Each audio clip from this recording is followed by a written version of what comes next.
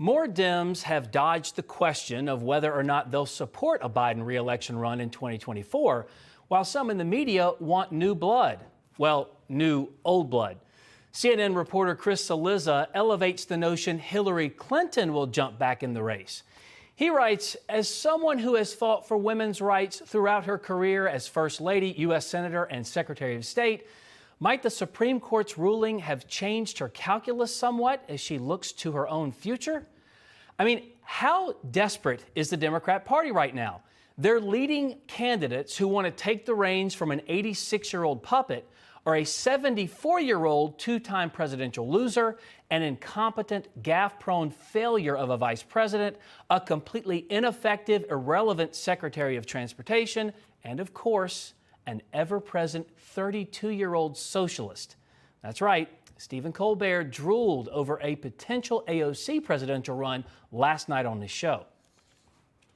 I know somebody who's going to turn 35 about a month before the election in 2024, and they represent New York's 14th.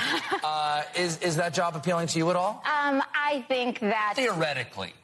Listen, I think that we need to focus on keeping a democracy. 35 going on 13.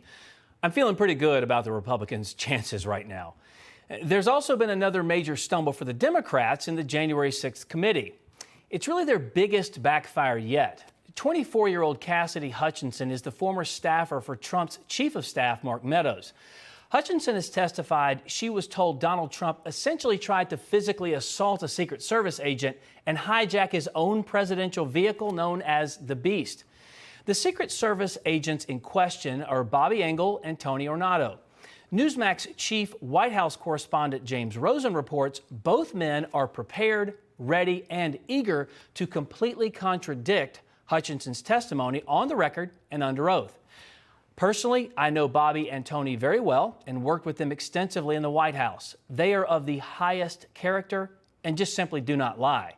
So it's no wonder the January 6th committee has not contacted Ornato or Engel at this point to have them show up and testify. In a court of law, you see, Hutchinson's testimony wouldn't even be admissible because it's third hand and it's hearsay.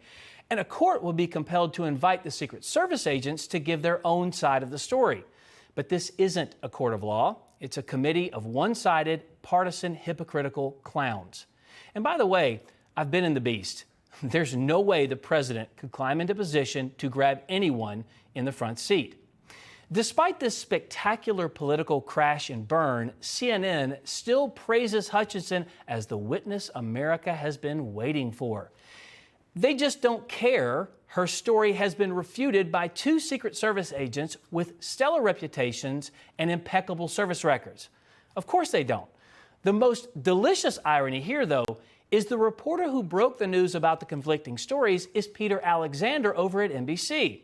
The very news outlet quick to pounce on the uncorroborated story about Donald Trump is the same outlet that uncovered the information now used to debunk the claim.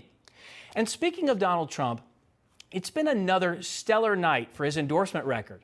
All 12 of his chosen candidates won their races. It's a massively strong indication and reminder that the American people want Trump's America First agenda, because that agenda encompasses the policies that have and can again improve their lives. Which brings me to my next story.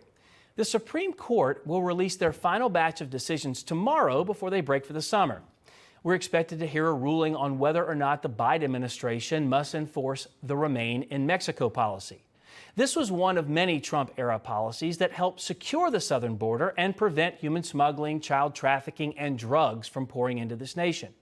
It basically means when someone tries to claim asylum in America, they must wait in Mexico before their court date. Keep in mind, since being sworn in, the Biden administration has just been releasing millions of illegal aliens into our American communities. That's got to change if we're going to have a sovereign country.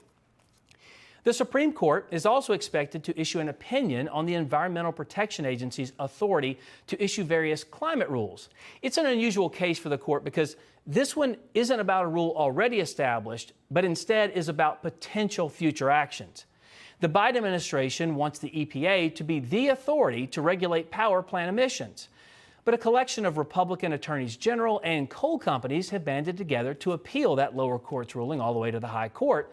And that high court's ruling could be a major blow to the Democrats, who are relying more and more on government agencies to carry out their radical agenda because, of course, they can't get them through Congress.